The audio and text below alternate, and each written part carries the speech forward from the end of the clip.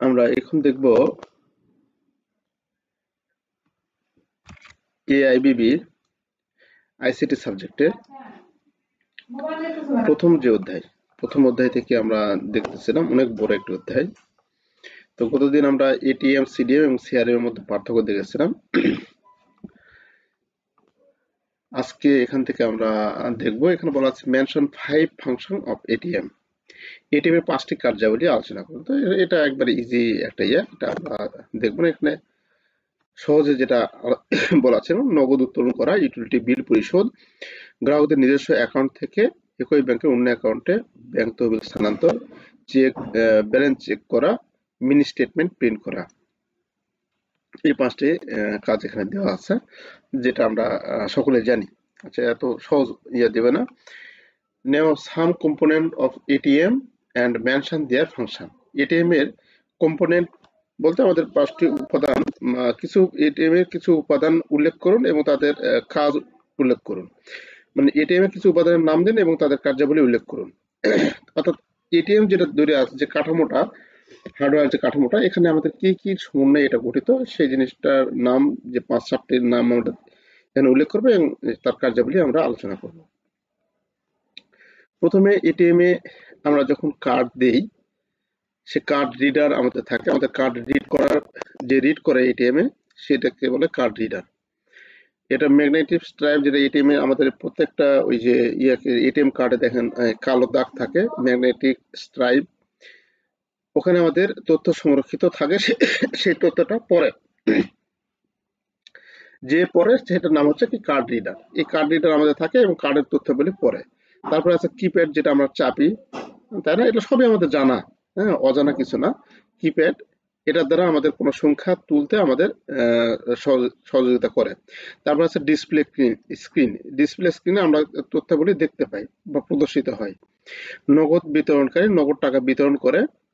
Dispenser, যেটাকে বলে cash dispenser. তারপর হচ্ছে প্রিন্ট রসিদ, আমরা প্রিন্ট রসিদ পেয়ে থাকি। মানে আমরা এটিএম এ গেলে কি কাজগুলি আমরা করে থাকি এবং যে ডিভাইসগুলো দ্বারা আমরা সেবা নিয়ে থাকি, সেই ডিভাইসগুলোর নামগুলো আমরা এখানে উল্লেখ করবে এবং তার কার্যাবলীটা উল্লেখ করতে চাইছে আর কি। সবগুলো মিলে হচ্ছে এটিএম। যতগুলো ফাংশন আছে, কার্ড রিডার, কিপ্যাড, ডিসপ্লে, নগদ বিতরণ, প্রিন্টার রসিদ, সবগুলো মিলে power supply, central processing unit, তাই না? সবগুলো মিলে হচ্ছে আমাদের এটিএম। তো এই সবগুলোর যে ছোট ছোট অংশগুলো আছে, সেই ছোট ছোট অংশগুলো আমরা, ক্ষুদ্র ক্ষুদ্র অংশগুলো আমরা এখানে উল্লেখ করব। এখানে অনেকগুলো দেওয়া আছে, 12টি দেওয়া আছে। স্পিকার দেওয়া আছে, software, power supply, modem, network, নিরাপত্তা, camera, central processing unit, depository, print রসিদ, নগদ বিতরণকারী এরকম দেওয়া আছে। এখান থেকে আমরা 5-7টি যেগুলা আমাদের মনে থাকবে সেগুলো আমরা দেওয়ার চেষ্টা করব, পুরোটা দেব না আমরা। এবং তাদের কার্যাবলী অবশ্যই আমরা জানি। পাওয়ার সাপ্লাইয়ের কাজ কি, স্পিকারের কাজ কি, আপনাকে যেটা সাউন্ড দিচ্ছে সেই সাউন্ড অনুযায়ী আপনার কাজ করতেছে। সফটওয়্যারের কাজ কি, আপনার নির্দেশাবলী সমস্যার সমাধান করতেছে। পাওয়ার সাপ্লাইয়ের কাজ কারেন্ট সাপ্লাই দিচ্ছে। নিরাপত্তা ক্যামেরা কি আপনার ওটা রেকর্ড করতেছে, তাই না? এই জিনিসগুলো আমরা এখানে দিব। তবে এটাও সহজ, এত সহজ দিবে না। আচ্ছা, what kind of dispute may arise of a CDM, how bank mitigate this? এই প্রশ্নটা আপনাদের জন্য ইম্পর্টেন্ট।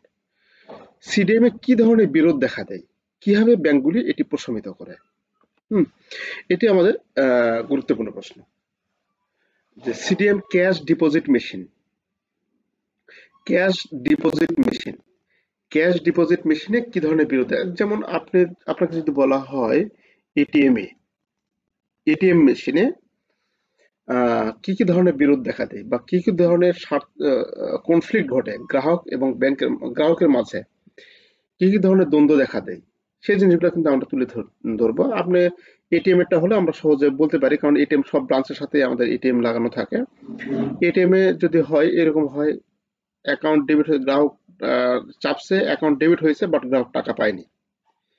আবার গ্রাহক দৌড়ে কি আসে, ব্যাংকে আসে, যে ভাই আমার তো অ্যাকাউন্ট ডেবিট হয়ে গেছে, এটা কি করব, তাই না? এরকম বেশিরভাগ ক্ষেত্রে এরকম হয়। তো অথবা আর কি হয়, আমাদের এটিএম কার্ড ভিতরে আটকে গেছে, বাড়াচ্ছে না, দিচ্ছে না, এরকম হয়, তাই না? তো এই দুটা ধরনের প্রবলেম সবচেয়ে বেশি হয় এটিএম এ। তাহলে এটিএম এর ক্ষেত্রে আমাদের যদি এখানে সিরিয়াল যায়, যখন এটিএম এ যখন এটা বলা থাকবে অটোমেটেড টেলার মেশিনে, তাহলে সেই ক্ষেত্রে আমাদের এই দুইটা বিরোধ আমরা এখানে লিখতে পারি। তো তাছাড়া আরো কিছু বিরোধ আছে যেগুলো এটিএম, সিডিএম, সিআরএম, এই তিনটা একই। তাহলে এই বিরোধগুলো কি কি হতে পারে? জমাকৃত পরিমাণের অমিল। এই সিডিএম এ কিন্তু আমার একটা ক্যাশ ডিপোজিট মেশিন, এখানে কিন্তু শুধু আমরা জমাই করি। এটিএম এ যেমন ক্যাশ উত্তোলন করি, এখানে জমা করি। ওই যে পার্থক্যতে আমরা যেটা পড়লাম ওটা।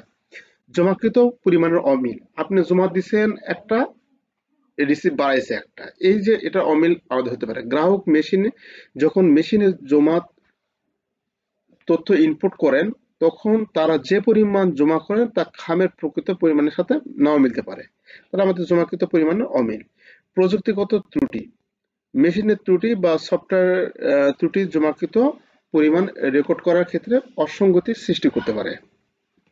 এরকম খাম টেম্পারিং, প্রতারণামূলক দাবি, গ্রাহকরা মিথ্যাভাবে দাবি করতে পারে যে তারা প্রকৃতপক্ষে তার চেয়ে বেশি অর্থ জমা করেছে, এরকম হতে পারে।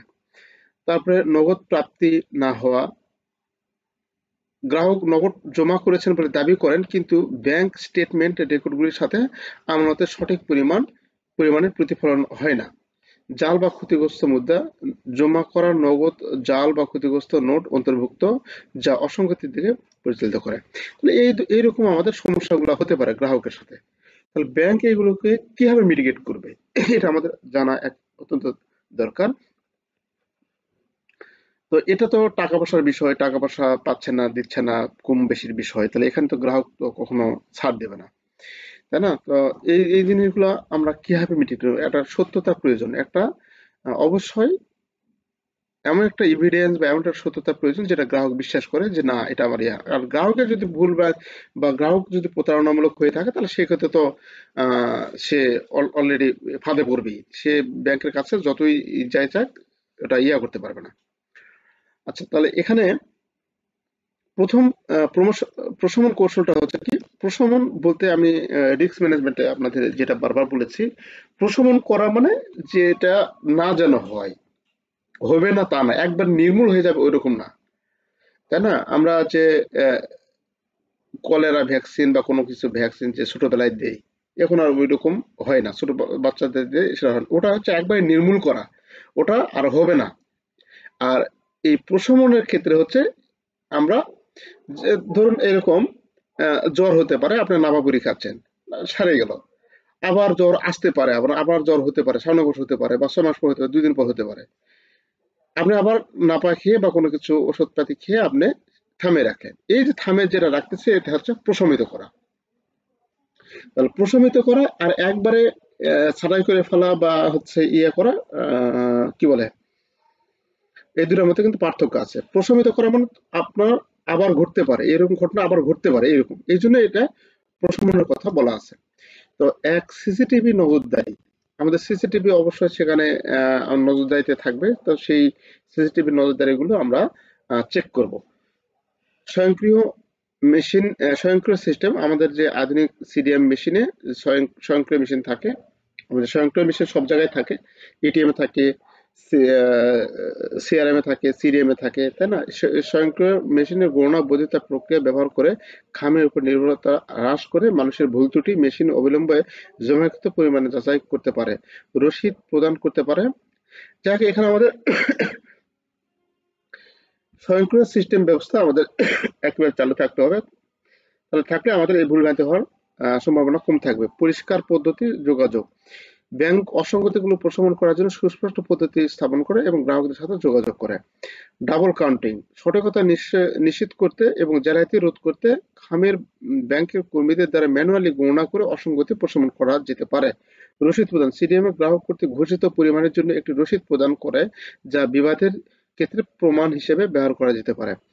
গ্রাহক নোটিফিকেশন, জমা হলে গ্রাহক নোটিফিকেশন পাবে। এটা এইভাবেও আমরা বিরোধ করতে পারি, প্রশমিত করতে পারি। নিয়মিত রক্ষণাবেক্ষণ এবং চেক, এটিএম আমাদের বা সিআরএম বা যেটাই হোক, যে মেশিনটা আমাদের নিয়মিত রক্ষণাবেক্ষণ 10 দিন 15 দিন পর বা 1 মাস পর আমাদের সার্ভিসিং করতে হয়। এই জিনিসগুলো আমাদের প্রয়োজন, এইভাবে আমরা এটা প্রশমিত করতে পারি। তো এই প্রশ্নটা অনেক ইম্পর্টেন্ট, এই ধরনের প্রশ্ন আমাদের দেওয়ার সম্ভাবনা রয়েছে পরীক্ষায়। সেটা আমাদের এটিএম হতে পারে, সিডিএম হতে পারে, সিআরএম হতে পারে। আমরা সে যেটা থাকবে সেভাবে আমরা লেখার চেষ্টা করবো। এটা এই যে বিষয়টা, এই কিছু কিছু বিষয় আছে, এই বিষয়গুলো কিন্তু আমাদের সবগুলাতে আমরা ব্যবহার করতে পারি। হুম স্বয়ংক্রিয় সিস্টেম, সিসিটিভি নজরদারি, স্বয়ংক্রিয় সিস্টেম, গ্রাহক নোটিফিকেশন, নিয়মিত রক্ষণাবেক্ষণ চেক, এগুলো কিন্তু এটিএম, সিআরএম, সিডিএম সবগুলোতে আমরা ইউজ করতে পারি। 12 নম্বর আছে describe step of withdrawing money from ATM. এটা সহজ, অনেক সস্তা প্রশ্ন। এটিএম থেকে টাকা উত্তোলনের ধাপসমূহ, এটা একেবারে ইজি। মানে এটিএম থেকে যে আপনি আমি টাকা উঠাচ্ছি, এটা জাস্ট বর্ণনা চাইছে এখানে। যে এটিএম কার্ড আমরা ব্যাংকে গিয়ে প্রথমে কার্ড প্রবেশ করাই, তাই না? এটিএম সেটা কার্ড শনাক্ত করে ওই কার্ড রিডার দ্বারা, তাই না? তো তারপরে কার্ড প্রবেশ করায় ভাষা নির্বাচন করুন, বাংলা না ইংলিশ। তারপরে আছে পিন, পিন লিখুন, লেনদেনের ধরন, কারেন্ট সেভিংস কোনটি চাই, অ্যামাউন্ট চাই, এরকম এরকম এখানে দু একটি স্কিপ করে আপনি লিখতে পারেন। এখানে 12টা আছে, আপনারা কিন্তু এখানে দু একটি স্কিপ করে শেষ পর্যন্ত আপনি টাকা উত্তোলন করে লেনদেন শেষে এটা এটা দিবেন আর কি, শেষ পর্যন্ত। এত কিছু হয়তো সিরিয়াল না দিয়ে অর্থাৎ 4-5টা আপনি সিরিয়ালি দিলেন। আচ্ছা, এটা পড়ার মতো কিছু না। 13 নম্বরে আছে পোস্ট টার্মিনালের বিভিন্ন উপাদান বর্ণনা করুন। যে প্রশ্নটা অনেক ভালো। পোস্ট টার্মিনালের বিভিন্ন উপাদান বর্ণনা করুন। পোস্ট টার্মিনাল হচ্ছে point of sales. Point of sales বলতে আমরা যখন অনলাইনে কেনাকাটা, অনলাইনে না, বিভিন্ন কেনাকাটা করি, সুপার শপে গিয়ে কেনাকাটা করি, সেক্ষেত্রে আমাদের এটিএম কার্ড যে একটা ছোট্ট একটা মেশিনে এইভাবে পজ করে কিংবা ভিতরে ঢুকে যখন পিন টিন আমাদের কাছ থেকে নেই, এর মাধ্যমে যে কার্ডের মাধ্যমে কেনাকাটা করি, সেটা হচ্ছে ওই যে মেশিনটা আছে সেই মেশিনটা পজ, এটা আপনারা সবাই জানেন। তো এই পজ টার্মিনালের বিভিন্ন উপাদান, পজ টার্মিনাল যখন কোনো একটা সুপার শপে আমরা যখন পজ টার্মিনাল যখন ইউজ করতেছি, কোনো একজন ব্যক্তি যখন ইউজ করতেছে, তখন এখানে যে ব্যাংকের পজ মেশিনটা, সে ব্যাংকের নেটওয়ার্কের সাথে এটা সংযুক্ত থাকে। এখন আমরা যদি সোনালী ব্যাংকের কার্ড দ্বারা লেনদেন করি, তাহলে এটা যদি সিটি ব্যাংকের বা ব্র্যাক ব্যাংক বা অন্য কোনো ব্যাংকের যদি এখানে পজ মেশিন হয়, তাহলে সিটি ব্যাংকের নেটওয়ার্কের সাথে আমাদের সোনালী ব্যাংকের নেটওয়ার্কের সাথে আমরা যোগাযোগ করবে, তাই না?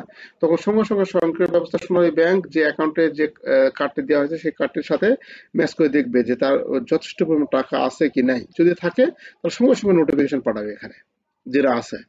তখন থাকলে আমাদের এখানে এই ব্যাংক আবার সঙ্গে সঙ্গে নোটিফিকেশন পাঠাবে, পজ মেশিনে পাঠাইলে আমাদের লেনদেন সম্পূর্ণ হবে সঙ্গে সঙ্গে। এটা তড়িৎ গতিতে, এটা হয়তো আমি বলতে যত অনেক সময় মনে হয় যে কয় দিনের ব্যাপার, তা না, এটা তড়িৎ গতিতে 2-3 সেকেন্ডে এটা সম্পূর্ণ হয়ে যাবে। এই জিনিসটা এখানে আমাদের টার্মিনালের বিভিন্ন উপাদানগুলো, যে এই কাজগুলো সম্পাদন করতে আমাদের বিভিন্ন কাজ, যে ইয়াগুলো আছে, যে বিভিন্ন ডিভাইসগুলো ব্যবহার হয়, সেইগুলো আমরা এখানে ব্যবহার করতে বলছে আর কি। তো এখানে আমাদের বিভিন্ন উপাদানের কথা যখন বলবে এই টার্মিনালের, তার মানে আপনার ওই যে ইয়াটা তৈরি, মেশিনটা যে করতে, অর্থাৎ এই যে লেনদেন সম্পূর্ণ করতে যে ইলেকট্রনিক্স ডিভাইস গুলো আমার ব্যবহার হয়েছে, সেটা এখানে বর্ণনা চাইছে। কার্ড রিডার, ঠিক এটিএম এর মতো আমাদের কার্ড রিডার অবশ্যই থাকবে। কার্ড রিডার না হলে তো আমাদের এটিএম কার্ডের এগুলো তো করতে পারবে না। কিপ্যাড থাকবে, ওখানে কিপ্যাড আছে দেখেছেন। কিপ্যাড পিনকোড চাই, প্রিন্টার চাই, ছোট প্রিন্টার আছে, অটোমেটিক প্রিন্ট বের হয়ে আসে। পিসি ইসিআর কানেকশন পোর্ট, সেখানে আমাদের কানেকশন পোর্ট থাকে। মডেম, এখন আমরা মডেম ব্যবহার করি। মডেম না তো, এখন আমরা ব্যবহার করি জিপিআরএস, যে এটা ব্যবহার করি জিপিআরএস বা সিম কার্ড আমরা ইউজ করি বর্তমানে আর কি। আধুনিক পজ টার্মিনালে জিপিআরএস কার্যকারিতা দিয়ে সজ্জিত। এখনকার যে পজ মেশিনগুলো সবগুলো হচ্ছে জিপিআরএস এ, সবগুলোতে জিপিআরএস নেটওয়ার্কিং রয়েছে। এখানে আমাদের মডেম ব্যবহার করার দরকার নেই, আমাদের পিসি কানেকশন টানেকশন এগুলো কোনো কিছু আর লাগে না, মানে 4-5 এগুলো লাগে না। সেখানে ব্যাটারি থাকবে, ডিসপ্লে স্ক্রিন আছে, নিরাপত্তা বৈশিষ্ট্য আছে। তো এই জিনিসগুলো সমন্বয়ে আমাদের ওই পজ টার্মিনালটা গঠিত হয়। এখন পজ টার্মিনালে এখানে বলা বলা আছে যে কিভাবে জিপিআরএস পজ টার্মিনালে একটি ডায়াল আপ পজ টার্মিনাল থেকে আলাদা। আমাদের ডায়াল আপ পজ টার্মিনাল এবং জিপিআরএস পজ টার্মিনাল থেকে কিভাবে আলাদা সেটা আমাদের ব্যবহার করতে, মানে কিভাবে আলাদা সেটা আমাদের এখানে লিখতে বলছে। জিপিআরএস হচ্ছে আমাদের যেটা অনলাইন বা তার ছাড়া যেটা সংযোগবিহীন, যেমন আপনি গ্রামীণ ফোনে মোবাইল কিংবা রবি কিংবা এয়ারটেল যেটা ব্যবহার করেন না কেন, এটা কোনো তার নেই আমার, তাই না? তাছাড়া আমরা কিন্তু নেটওয়ার্কিং এর মাধ্যমে আমরা ইন্টারনেট ব্যবহার করতে পারছি, কথা বলতে পারছি। এটা হচ্ছে জিপিআরএস সিস্টেম। আর ডায়াল আপ সিস্টেম হচ্ছে তার দ্বারা একটা, যেমন আপনি বাসায় ওয়াইফাই রাউটার আছে, ওয়াইফাই রাউটারে যে সংযোগটা আমরা তারের মাধ্যমে নিয়ে আসছি, এটা হচ্ছে মনে করেন যে ডায়াল আপ। বা এরকম তারের মাধ্যমে, অপটিক্যাল ফাইবারের মাধ্যমে বা তারের মাধ্যমে যখন আমরা কোনো এরকম নেটওয়ার্কিং ব্যবস্থাটা গড়ে তুলি, সেটা হচ্ছে আমাদের ডায়াল আপ পোস্ট টার্মিনাল। তো এই যে ডায়াল আপ, তাহলে এরকম জিপিআরএস এর তাহলে সুবিধা বেশি না তাহলে আমাদের ডায়াল আপের সুবিধা বেশি, সেটা আমরা এখানে লিখব। সুবিধা বেশির কথা বললে জাস্ট আলাদা, তো আলাদা একটাই, সেটা হচ্ছে আমাদের এটা তারবিহীন, কেবল বিহীন, আর এটা কেবল যুক্ত। এই, তাহলে এখানে প্রথমে মানে এই জিনিসটা প্রথমে যদি আপনি ধরতে পারেন যে কেবল বিহীন আর কেবল যুক্ত, তাহলে আপনি এটা সম্পূর্ণরূপে মোটামুটি লিখতে পারবেন, 4-5টা লিখতে পারবেন। সংযোগ, ডায়াল আপ পজ টার্মিনাল, এটি অন্তর্নির্মিত মডেম ব্যবহার করে একটি ল্যান্ডলাইন টেলিফোন সংযোগের মাধ্যমে ব্যাংকের ডেটা সংযোগের সাথে সংযোগ লেনদেন প্রক্রিয়া করা হলে টার্মিনাল একটি সংযোগ স্থাপন করে একটি নম্বর ডায়াল করে। অন্যদিকে জিপিআরএস পজ টার্মিনাল ব্যাংকের ডেটা সেন্টারের সাথে সংযোগ করে মোবাইল কানেক্টিভিটি ব্যবহার করে থাকে। তাহলে এটা আমরা মডেম ব্যবহার করে এবং সংযুক্ত তারের মাধ্যমে আমরা এটা করে থাকি। আর এটা আমাদের জিপিআরএস ব্যবহার করে আমার মোবাইল কানেক্টিভিটির মাধ্যমে আমরা এই লেনদেনগুলো সম্পন্ন করতে পারি। Dial up POS terminal landline সংযোগের উপর নির্ভরতার কারণে সাধারণত স্থির, আর জিপিআরএস পজ টার্মিনাল মোবাইল সংযোগের কারণে এটি অত্যন্ত বহনযোগ্য। তাহলে এটা আমরা তো স্থির, যেমন আপনি, যেটা আমি উদাহরণ দিলাম হচ্ছে বাসার ওয়াইফাই এর কথা, যে আপনি ওখান থেকে অন্য বাসা থেকে সেই লাইন পাবেন না, কিন্তু আপনার কাছে যে মোবাইল থাকে, মোবাইলে আপনি যে কোনো মোড় থেকে সেটা আপনি আহ, ইয়ে করতে পারতেছেন, মানে আপনি বহন করে নিয়ে যেতে পারতেছেন নেটওয়ার্কটা। তাহলে নেটওয়ার্কটা আমরা মানে মোবাইলের যেটা আমরা কি বলি, এই একটা ওয়াইফাই সংযোগ যেটা দেয় না, হটস্পট, সেই হটস্পট দিয়েও কিন্তু আমরা অন্য যে ওয়াইফাই সংযোগ আমরা চালাতে পারি, তাই না? তাহলে সেটাতে কিন্তু আমরা যে কোনো জায়গায় কি করতে ইয়া করতে পারি, কার্যকারিতা সম্পন্ন করতে পারি। তাহলে এটা আপনারা নিশ্চয়ই বুঝতে পারছেন। তারপরে লেনদেনের গতি অবশ্যই জিপিআরএস এর, এটা আমাদের জিপিআরএসটা বেশি, পজ টার্মিনালটা হচ্ছে কম। আমাদের ডায়াল আপ পজ টার্মিনালটা কম, আর জিপিআরএস পজ টার্মিনালটা লেনদেনের গতি নিরবিচ্ছিন্ন এবং গতি অত্যন্ত দ্রুত গতি। তো এখানে আমাদের এরকম অনেক দেওয়া আছে এখানে। মোট 4টে অবকাঠামো প্রয়োজনীয়তা, এখানে অবকাঠামো বেশি লাগে। এখানে একটি কার্যকরী ল্যান্ডলাইন টেলিফোন অবকাঠামো প্রয়োজন, শুধুমাত্র একটি মোবাইল নেটওয়ার্ক সিগন্যাল প্রয়োজন। তাহলে মোবাইল নেটওয়ার্ক সিগন্যাল আপনার থাকলে আমরা এটা করতে পারি, আর এটা আমাদের ল্যান্ডলাইন টেলিফোন অবকাঠামো প্রয়োজন আর কি। পাওয়ার সাপ্লাই, এখানে আমাদের পজ টার্মিনাল বৈদ্যুতিক আউটলেট থেকে সরাসরি পাওয়ার সাপ্লাই উপর নির্ভর করে। আর এটা হচ্ছে আমাদের গতিশীল ডিজাইন করা হয়েছে, এবং সাধারণত আমাদের অর্থাৎ মোবাইল যে কানেক্টিভিটি, এখানে পাওয়ার সাপ্লাই যে বিষয়টা, এই বিষয়টা কিন্তু আমরা সহজে পাওয়ার সাপ্লাইটা কানেক্ট করে নিতে পারি। আর ওখানে আমাদের একটা নির্দিষ্ট ইয়ে রয়েছে, মানে মনে করেন ধরুন আপনার বাসার ডেস্কটপ কম্পিউটার, ল্যাপটপ কম্পিউটার যেরকম, বিষয়টা এরকম। ব্যবহারের পরিস্থিতি এখানে দেওয়া আছে। আচ্ছা, এই 5-6টা এখান থেকে আমরা দেওয়ার চেষ্টা করব, একটু পড়ে নিবেন এটা। এটা আমাদের এটা কিন্তু গুরুত্বপূর্ণ, জিপিআরএস এবং পজ টার্মিনাল থেকে আহ, কিভাবে আলাদা। তো এখানে পজ টার্মিনাল, একটি ব্যাংক কিভাবে একজন ব্যবসায়ীর কাছে ইনস্টল করা পজ টার্মিনাল থেকে আয় করে। তাহলে একজন ব্যাংক, মানে সরি, একজন একটি ব্যাংক একজন ব্যবসায়ীর কাছ থেকে ইনস্টল করা পজ টার্মিনাল থেকে কিভাবে আয় করে, তাহলে এটা কিন্তু আমাদের জানা প্রয়োজন। যারা, যে ব্যাংক হচ্ছে পজ মেশিনটা দেয় ব্যবসায়ীদের, তাহলে আমরা কিভাবে আয় করি এটা আমাদের জানা প্রয়োজন। এখানে আমাদের লেখা আছে যে একটি ব্যাংক কিভাবে একজন ব্যবসায়ীর কাছ থেকে ইনস্টল করা পজ টার্মিনাল থেকে আয় করে থাকে। বণিক কমিশন, এখানে বলা আছে যখন একজন গ্রাহক একটি পজ টার্মিনাল ব্যবহার করে ক্রয় করেন, তখন ব্যাংক বণিককে লেনদেনের পরিমাণের একটি নির্দিষ্ট নির্দিষ্ট আহ, কই লেনদেনের উপরে একটি কমিশন চার্জ করে। এই কমিশন সাধারণত বিক্রয়ের পরিমাণের 1 থেকে 2% পর্যন্ত হয়ে থাকে, মানে 1 থেকে 2% পর্যন্ত হয়ে থাকে। উদাহরণস্বরূপ, যদি একজন গ্রাহক 100 টাকা ক্রয় করে, তার সম্মত বণিক কমিশন এত পার্সেন্ট হয়, তাহলে ব্যাংক সেই লেনদেনের এত টাকা উপার্জন করে থাকে। তাহলে এখান থেকে আমরা ব্যাংক এইভাবে বণিক কমিশন পেয়ে থাকে। তারপর হচ্ছে লেনদেনের পরিমাণের উপর ভিত্তি করে কমিশন পেয়ে থাকে। বর্ধিত গ্রাহক বেস। আমাদের ব্যাংক শুধু মুনাফাটাই না, ব্যাংকের একটা গ্রাহক বেসও তৈরি হয়। যে লেনদেনের পরিমাণ এখানে ব্যাংকের একটা লেনদেনের পরিমাণও বেড়ে যায়। আবার বর্ধিত গ্রাহক বেস, যখন বণিকদের পস টার্মিনাল প্রদানের মাধ্যমে ব্যাংক কার্ড পেমেন্টের গ্রহণের সুবিধা দেয়, তাই না? যে আমাদের কাজে কার্ড যে স্বপ্নতে পজে ব্যবহার করেন, কিংবা আগুরাতে ইউজ করেন, কিংবা বিভিন্ন সুপার শপে ইউজ করলে এত পার্সেন্ট ছাড় পাবেন, পাচ্ছেন, এরকম অনেক ধরনের থাকে না? তখন গ্রাহকরা কি করে, আপনার ব্যাংকে আসে এটিএম কার্ড নেওয়ার সুবিধা গ্রহণ করতে পারে। এরকম একটা গ্রাহক বেসও গড়ে উঠতে পারে। মূল্য সংযোজন পরিষেবা, ব্যাংক বণিকদের অতিরিক্ত পরিষেবা দিতে পারে, যেমন উন্নত রিপোর্টিং, জালিয়াতি শনাক্তকরণ এবং বিশ্লেষণ। আচ্ছা, অন্যান্য ফি গুলো পেয়ে থাকেন। যে পস টার্মিনালের সাথে সম্পর্কিত নির্দিষ্ট পরিষেবাগুলোর জন্য ফি নিতে পারে, যেমন ইনস্টলেশন, রক্ষণাবেক্ষণ, প্রযুক্তি। ব্যাংক সেটা কি করে, এরকম ইনস্টলেশন বা রক্ষণাবেক্ষণ প্রযুক্তিগত ফি নিতে পারে। এই জিনিসগুলো আমাদের ব্যাংক এভাবে আয় করতে, শুধু যে এটা হচ্ছে টাকার আয় তা না, সেখান থেকে ব্যাংক এই সুবিধাগুলোও গ্রহণ করতে পারে।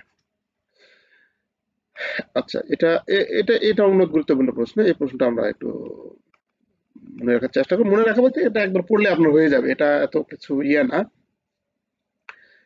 পস টার্মিনাল ব্যবহার করে কিভাবে অর্থ প্রদান করা হয়? তাহলে অর্থ প্রদান কিভাবে করে, যেটা আমি ওই যেটা বললাম, যে আপনি হচ্ছে স্বপ্নতে গিয়ে যখন মার্কেট করছেন, তখন এখানে কার্ড রিডার ব্যবহার করে যেটা ব্যবহার করছেন, আমাদের স্বপ্ন যদি এটা সিটি ব্যাংকের হয়ে থাকে, তাহলে সিটি ব্যাংকের এটা হিট করবে। সিটি ব্যাংকে এটা হিট, মানে লেনদেনটা যখন হিট করবে, নেটওয়ার্কে যখন হিট করবে ডাটা সার্ভারে, তখন সিটি ব্যাংকের ডাটা সার্ভার যদি সোনালী ব্যাংকের কার্ড ব্যবহার করে, তাহলে সোনালী ব্যাংকে আসে, সঙ্গে সঙ্গে তথ্য প্রেরণ করবে যে আপনাদের গ্রাহক অমুক, অ্যাকাউন্ট নাম্বার অমুক, তার সিপ বা তার আইডেন্টিফিকেশন কার্ড নম্বর এত, সে এত টাকা লেনদেন করতে চায়। তখন সোনালী ব্যাংক দেখবে যে তার অ্যাকাউন্টে যথেষ্ট পরিমাণ অ্যাভেলেবেল ব্যালেন্স আছে কিনা। যদি থাকে, সঙ্গে সঙ্গে তড়িৎ গতিতে এর কাছে পাঠাইবে, তথ্য পাঠাবে। তাহলে সিটি ব্যাংক তখন কি করবে, সঙ্গে সঙ্গে এই পজ মেশিনে নেটওয়ার্কিং এর মাধ্যমে, যোগাযোগ ব্যবস্থার মাধ্যমে এই লেনদেনটা সম্পূর্ণ করবে। এই প্রসেসটা এখানে চাইছে, যে পস টার্মিনাল ব্যবহার করে কিভাবে অর্থ প্রদান করা হয় তা বর্ণনা করুন।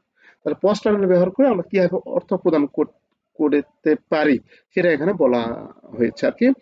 তার প্রথমে পণ্য নির্বাচন করি আমরা। প্রথমে পণ্য নির্বাচন করে তার দাম দেবো, তাই না? এরকম পণ্য নির্বাচন, তারপরে কার্ড হস্তান্তর, আমরা কার্ড দিই। যে থাকে এখানে দোকানে, যে ম্যানেজার থাকে বা কাউন্টারে যে থাকে, তার কার্ড দেয়। তারপর কার্ড রিডিং, সেটা ম্যাগনেটিক স্ট্রাইপ দ্বারা রিডিং হয়ে থাকে। একটু খালি 30 সেকেন্ড। হ্যালো, আসসালামু আলাইকুম। জি, আছি, ভালো আছি।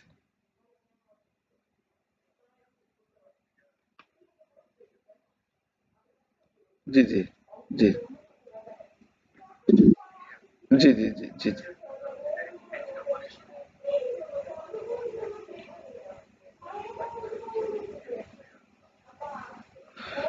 বাংলা বাংলা ইংরেজি একসাথে, যেটা সেটা না?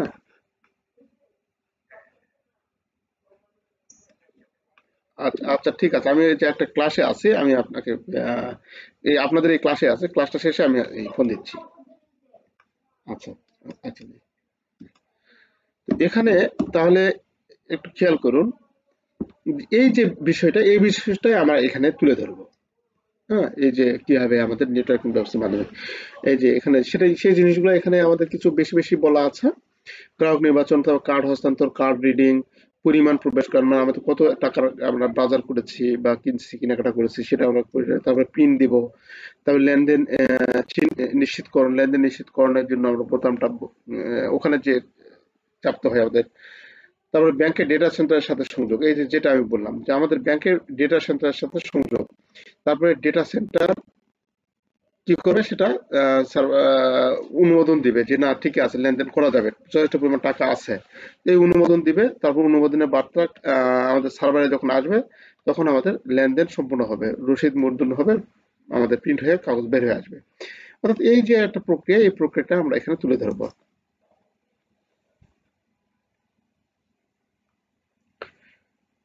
How internet banking works. আচ্ছা, আমাদের ইন্টারনেট ব্যাংকিং কিভাবে কাজ করে, এই প্রশ্নগুলো অত্যন্ত গুরুত্ব। এই ধরনের প্রশ্ন আমাদের পরীক্ষায় আসার সম্ভাবনা থাকে। ইন্টারনেট ব্যাংকিং কিভাবে কাজ করে, এই যে এটিএম এ পজ মেশিন যেভাবে কাজ করে ঠিক ওই একই রকম ভাবেই ইন্টারনেট ব্যাংকিং গুলো আমাদের কাজ করবে। প্রথমে আমরা রেজিস্ট্রেশন করব, লগ ইন করবো। লগ ইন তো না, প্রথমে রেজিস্ট্রেশন করতে হবে, সাইন সাইন আপ করতে হবে। সাইন আপ করার পর আমাদের সাইন আপ বা রেজিস্ট্রেশন করতে হবে, তারপরে সিস্টেমে অ্যাক্সেস করবো, ইন্টারফেস আসবে আমাদের ওয়েবসাইটের মাধ্যমে। তারপরে আমরা লেনদেন করবো যে কত টাকা পণ্য কিনতে চাই কি, বা কত টাকা কি করতে চাই, সেই ইয়েগুলো, এই জিনিসগুলো আমরা এখানে তুলে ধরবো, জাস্ট একই বিষয়। আর এই একই বিষয়গুলো আমরা দ্বিতীয় অধ্যায়ে কাজ করব, দেখবো একই রকম। এই বিষয়গুলো একটু আমরা মাথায় রাখবো। পজ টার্মিনাল কিভাবে অর্থ প্রদান করে, ঠিক এখানে যেরকম হলো এটিএম মেশিন কিভাবে অর্থ প্রদান করে, বা কি সিস্টেমে বা ক্রেডিট কার্ডের মাধ্যমে কিভাবে টাকা উইথড্র করা যায়, এই একই জিনিসই পজ টার্মিনালের মাধ্যমে যেরকম টাকা দিলাম, ঠিক এটিএম এর মাধ্যমে কিভাবে আমরা কেনাকাটা করতে পারি, ক্রেডিট কার্ডের মাধ্যমে কিভাবে, মানে এই জিনিসগুলো কিন্তু বারবার আসবে। হ্যাঁ, আমরা দেখবো সেগুলা পরবর্তীতে। আমরা সামনের দিন এখান থেকে আলোচনা করব যে কিভাবে ইন্টারনেট ব্যাংকিং কাজ করে। এখানে ৪-৫টা পয়েন্ট, ৪-৫টা প্রশ্নের উত্তর একই, আমাদের দ্বিতীয় অধ্যায়ে ঠিক একই রকম ভাবে চলবে। হ্যাঁ, এরপর আপনাদের আছে আজকে হচ্ছে ৩ তারিখ, ISC report credit operation management. Credit operation ম্যানেজমেন্টটা দেখবো। আপনারা যাদের আছে তারা একটু কেটে দিয়ে একটু জয়েন করবেন। আজকে এখানে রাখছি। সবাই ভালো থাকবেন। আসসালামু আলাইকুম।